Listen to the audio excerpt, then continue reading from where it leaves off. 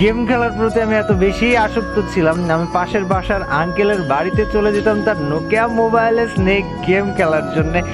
সকালে যে দুপুর গড়িয়ে বিকেল হয়ে যেত আমি নাই, আঙ্কেল বিরক্ত হতো না কারণ তার তখন ছেলে মেয়ে ছিল না।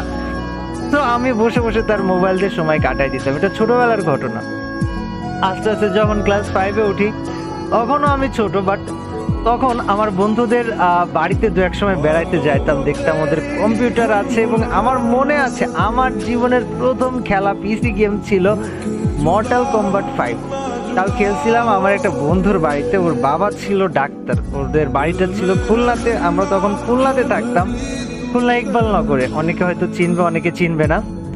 তো ওর বাবা ছিল ডাক্তার, আমাদের ঠিক পাশের বাসায় ওদের বাড়ি, আমরা তার পাশের বাড়িতে ভাড়ায় থাকতাম। আব্বু তখন ওষুধ কোম্পানির রিপ্রেজেন্টেটিভে চাকরি করতো, আর সেইখানে একটা ডাক্তারের ছেলে আমার বন্ধু ছিল। তো ওদের বাসায় যে এক সময় বেড়াইতে যেতাম। তো একদিন আমাকে এইভাবে বেড়াইতে নিয়ে গেছে, বলছে যে দোস্ত আয়, আমি নতুন একটা আমার বাবা আমাকে নতুন কম্পিউটার কিনে দিয়েছে, আই তোকে গেম খেলা শেখাবো বা গেম খেলবো, আই একসাথে। আমি তো লাফাইতে লাফাইতে ঢ্যাং ঢ্যাং করতে করতে চলে গেছি যে ভাই কম্পিউটারে গেম খেলবো। আরে বিশাল